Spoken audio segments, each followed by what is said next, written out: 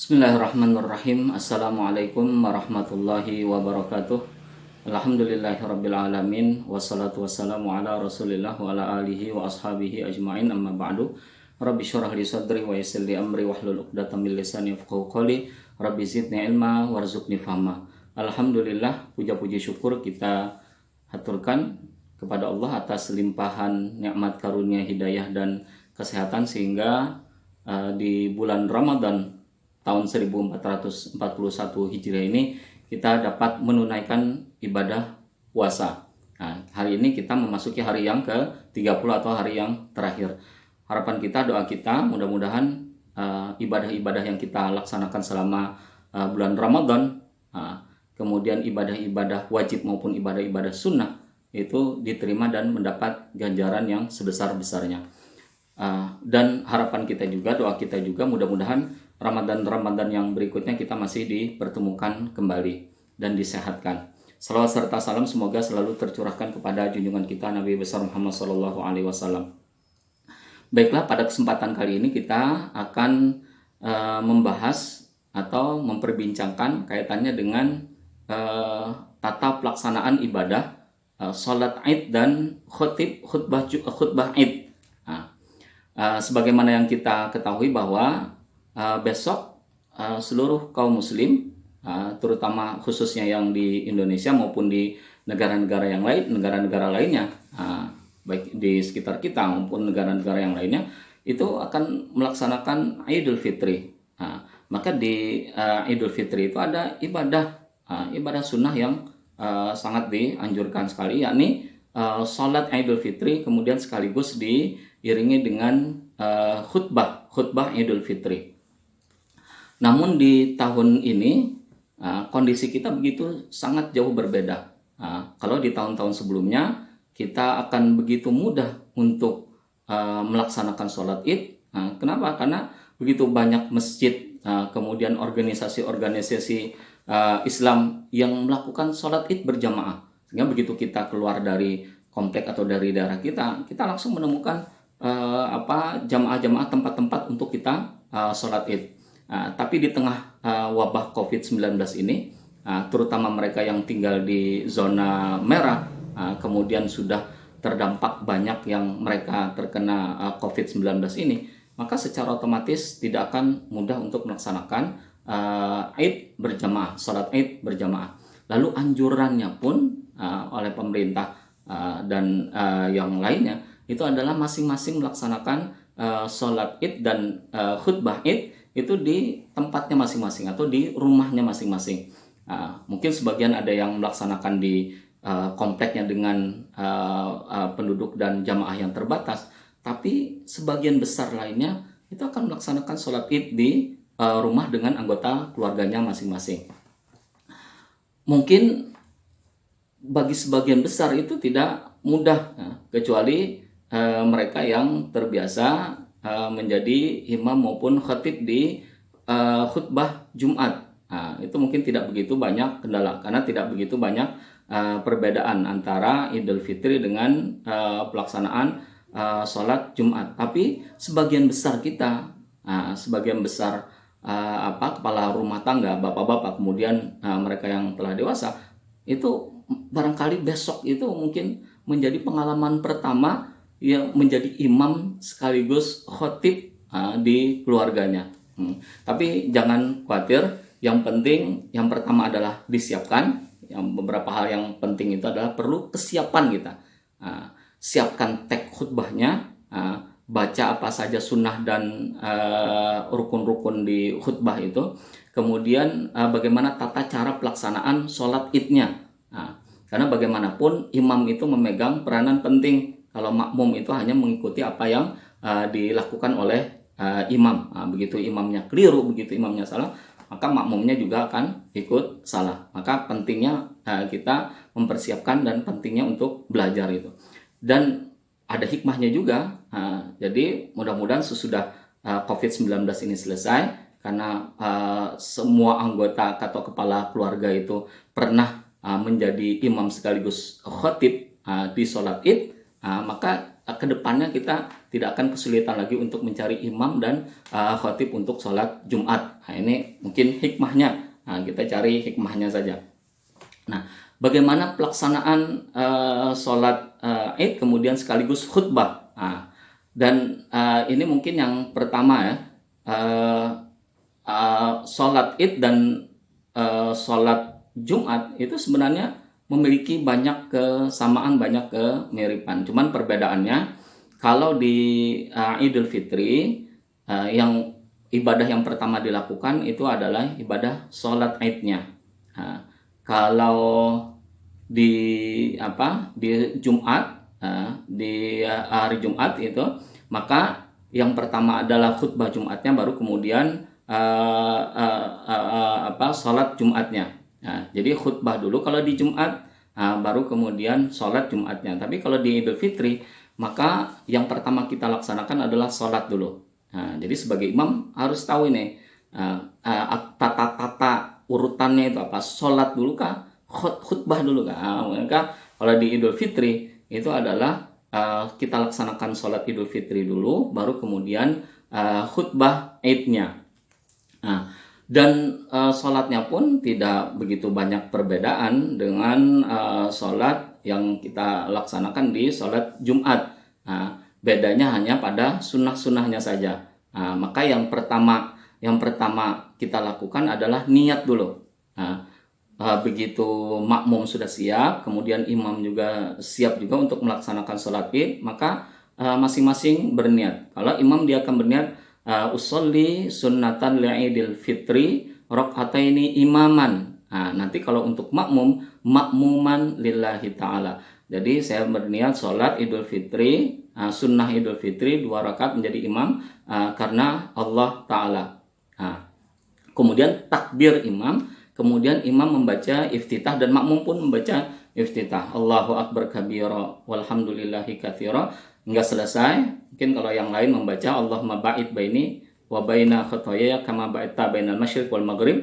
Nah, kemudian begitu selesai iftitah, nah ini yang termasuk bagian daripada sunnahnya yang berbeda dengan sholat yang di sholat Jumat.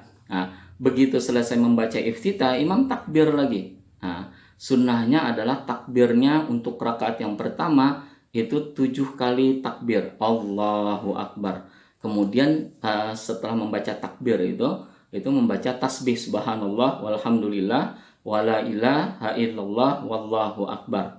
Nah, selesai takbir yang pertama, kemudian angkat takbir lagi, takbir yang kedua, begitu selanjutnya sampai 7 kali takbir. Nah, ini untuk rakaat yang pertama. Begitu takbir yang ke-7, kemudian imam membaca Fatihah. Bacaan Fatihah dan bacaan surah itu sama seperti di sholat Jumat dengan jahar. Nah, jadi bismillahirrahmanirrahim, alhamdulillahirrabbilalamin sampai selesai. Begitu selesai Fatihah, maka membaca surah. Nah, dan surahnya pun dianjurkan sebenarnya sama dengan yang dibaca pada pelaksanaan sholat Jumat. Sabbihis, kemudian hal ataka hadithul ghasyiyah. Sabbihis dengan al-ghasyiyah di rakaat yang keduanya.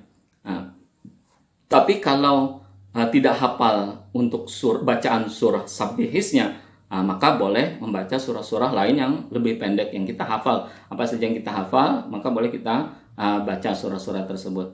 Nah, kemudian begitu selesai membaca surah, seperti biasa ruku, kemudian i'tidal, kemudian sujud, kemudian duduk di antara 2 sujud dan lain sebagainya. Kemudian setelah sujud yang kedua, kemudian naik untuk rakaat yang kedua. Maka ketika naik di rakaat yang kedua itu, ini disebutnya, kalau yang rakaat yang pertama itu begitu kita pertama kali mengangkat takbir itu takbiratul ihram, ini disebutnya takbir tahwil, takbir pergantian. Nah, ini tidak dihitung sebagai 1 kali takbir.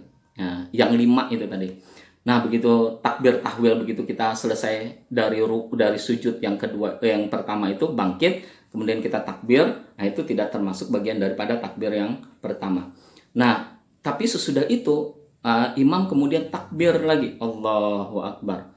Nah, itu baru dihitung sebagai takbir yang pertama. Kemudian membaca tasbih lagi, subhanallah walhamdulillah, wala ilaha illallah, wallahu akbar. Kemudian takbir yang kedua, Allahu akbar lagi sampai takbir yang kelima. Nah, kemudian sesudah itu membaca Al-Fatihah lagi imam. Nah, dengan jahar lagi, dengan jelas. Nah, kemudian sesudah itu baru membaca surah. Nah, sesudah imam membaca surah, baru kemudian ruku sebagaimana ibadah sholat yang lainnya, ruku, i'tidal, kemudian sujud sampai pada salam. Nah, perlu dicatat, perlu diingat bahwa takbir 7 kali di rakaat yang pertama dan takbir 7 kali di rakaat yang kedua itu adalah takbir sunnah. Artinya apa? Kalau ketinggalan pun tidak mengapa. Nah, jadi kalau misalnya imam itu banyak-banyak pikirannya, apalagi yang baru pertama kali khutbah, dan kita jarang melaksanakan sholat Id setahun sekali, Idul Fitri. Nanti Idul Adha mungkin niatnya saja yang berbeda. Idul Fitri setahun berikutnya baru kita ketemu lagi. Mungkin sering kita lupa. Ya, jadi kalaupun imam lupa di rakaat pertama untuk mengangkat 7 kali takbir itu tadi, kemudian di rakaat kedua 5 kali takbir, maka tetap dilanjutkan saja. Karena takbir itu merupakan bagian daripada sunnah. Jadi sah, sholatnya tetap sah. Hingga selesai, kemudian begitu selesai 2 rakaat, kemudian imam salam. Nah, biasanya yang dilakukan juga ada sebagian imam itu takbir, dia sesudah sholat itu takbir dengan 3 kali takbir, Allahu Akbar, Allahu Akbar, Allahu Akbar. Baru kemudian doa. Adapun ada juga yang sesudah sholat salam, kemudian langsung Fatihah, kemudian langsung doa. Nah, itu rangkaian ibadah sholat Idnya. Nah, begitu selesai sholat Id, kemudian sunnah yang lainnya itu yang kita lakukan adalah khutbah Idnya. Nah, maka di khutbah Id ini juga ada beberapa hal yang perlu diperhatikan. Yang paling penting itu adalah rukun khutbahnya. Nah, rukun khutbah itu sama dengan rukun khutbah yang ada di khutbah Jumat. Itu ada 5. Yang pertama itu adalah hamdalah, kemudian yang kedua itu membaca salawat, kemudian yang ketiga itu adalah wasiat taqwa, kemudian yang keempat itu adalah membaca ayat Quran atau surah, kemudian yang kelima adalah doa untuk kaum muslim. Maka begitu selesai imam mengimami sholat Idul Fitri, kemudian langsung dilanjutkan doa, kemudian sesudah doa langsung dilanjutkan dengan khutbah Idul Fitrinya. Sebagaimana biasa di khutbah Jumat dan sering kita lakukan itu, sering kita lihat itu, kemudian imam salam kepada jamaah, kemudian bisa langsung dilanjutkan dengan khutbah yang pertama. Jadi ada 2 khutbah juga. Sunnahnya ada 2 khutbah juga. Jadi di khutbah yang pertama itu, maka kita disunnahkan juga. Nah, ini mungkin yang sedikit perbedaannya dengan khutbah Jumat, disunnahkan untuk membaca takbir sebelum mengawali hamdalah itu tadi.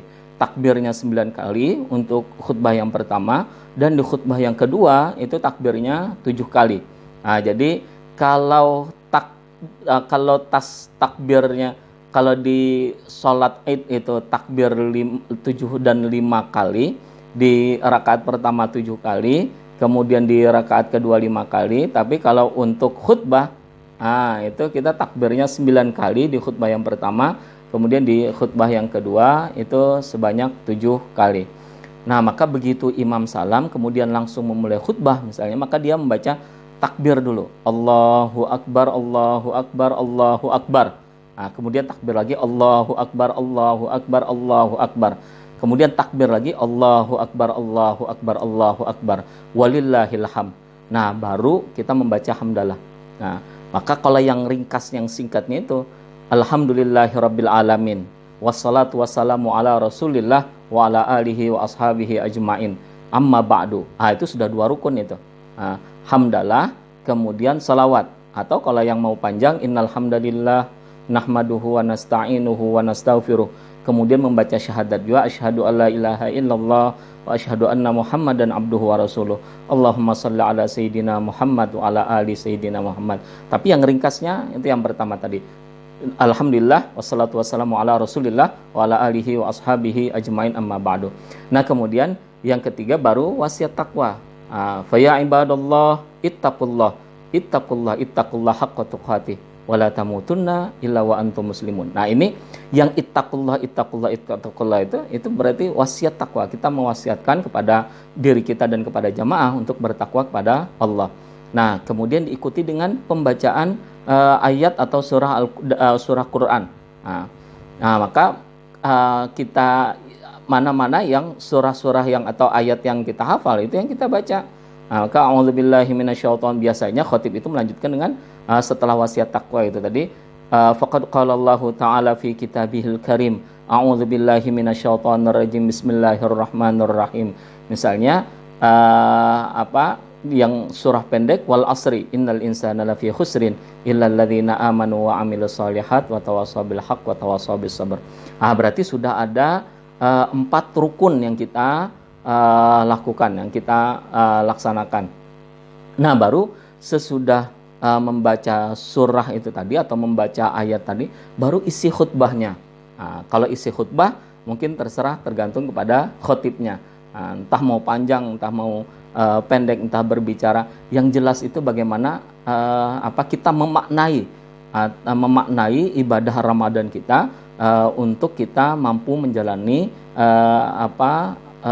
ibadah-ibadah yang lainnya atau kehidupan kita lainnya di luar Ramadan. Jadi memetik hikmah ibadah Ramadan untuk kita siap menjalani hari-hari sesudah Ramadan, di luar Ramadan. Entah apa nanti isi khutbahnya, itu banyak bisa kita cari, bisa kita temukan di YouTube atau di Facebook atau di mana-mana saja. Itu begitu selesai membaca khutbah.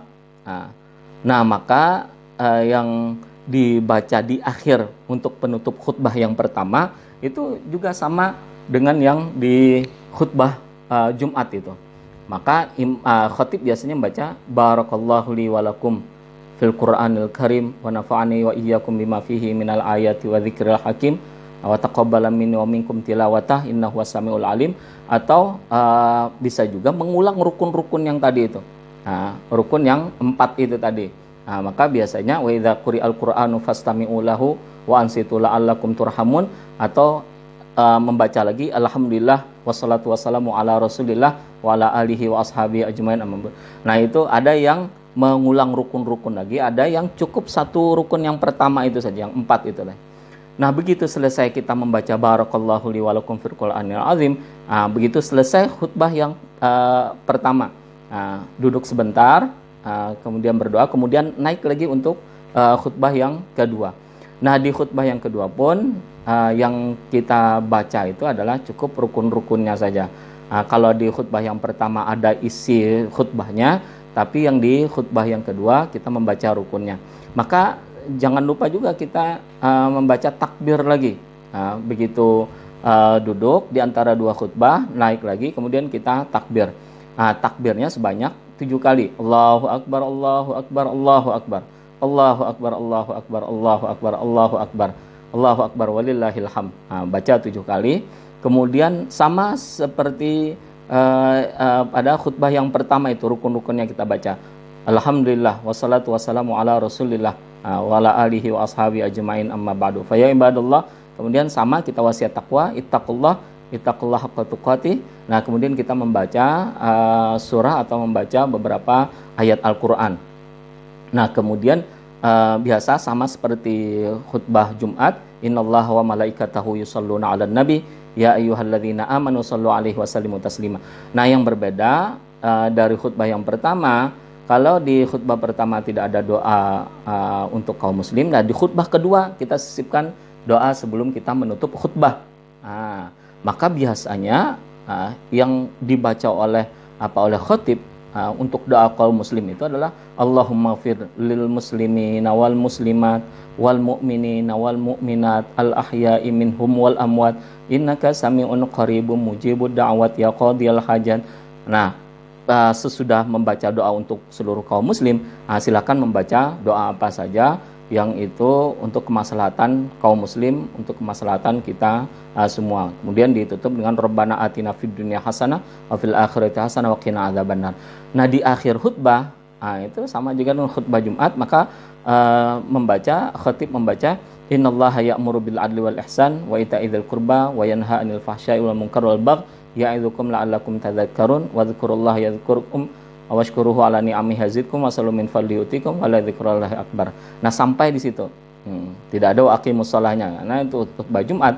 Nah, itu dilanjutkan dengan salat. Nah, begitu innallaha ya'muru bil adli wal ihsan, kemudian selesai khutbah Jumat, maka selesai pula lah semua rangkaian ibadah Id kita. Nah, jadi salat Idnya selesai, kemudian salat khutbah Idnya juga selesai. Dan perlu dicatat juga bahwa baik salat Id maupun khutbah itu merupakan bagian daripada sunnah. Nah, ini sunnah. Jadi khutbah itu juga sunnah, kemudian salat itu sunnah. Tapi karena ini pelaksanaannya 1 tahun sekali, maka sangat-sangat sayang kalau ibadah ini kita tinggalkan berlalu begitu saja. Maka kalau seandainya tidak mampu untuk melaksanakan kedua ibadah itu tadi, maka boleh kita melaksanakan salah satunya. Misalnya sholat Idnya saja, asal jangan khutbahnya saja, sholatnya tidak ada. Sholat Idnya itu yang penting. Maka kalau misalnya di rumah atau di satu keluarga itu tidak ada yang bisa khutbahnya, maka cukup untuk melaksanakan sholat Idnya saja. Sholat Id sebagaimana sudah yang kita jelaskan di depan itu tadi, yang sebelumnya itu tadi. Barangkali demikian penjelasan kaitannya dengan ibadah yang akan kita laksanakan besok pada hari raya Idul Fitri. Mudah-mudahan ibadah kita dan ibadah besok itu menjadi pelengkap kita dari pelaksanaan ibadah puasa kita. Dan mudah-mudahan ibadah-ibadah kita, semua rangkaian-rangkaian ibadah apa yang kita lakukan, apa ibadah-ibadah kebaikan yang kita lakukan itu diterima oleh Allah Subhanahu wa taala. Dan mudah-mudahan Ramadan kali ini lebih baik dibandingkan Ramadan tahun-tahun sebelumnya. Demikian penjelasannya, mudah-mudahan manfaat dan mudah-mudahan semua dapat melaksanakan ibadah untuk besok tanpa ada kendala, tanpa ada kekhawatiran, tanpa ada ketakutan, tidak bisa ini segala macam. Yang penting siapkan diri, siapkan mental, siapkan apa yang harus kita lakukan untuk pelaksanaan ibadah Id besok pagi. Demikian, terima kasih sekali lagi. Wabillahi taufiq wal hidayah. Wassalamualaikum warahmatullahi wabarakatuh.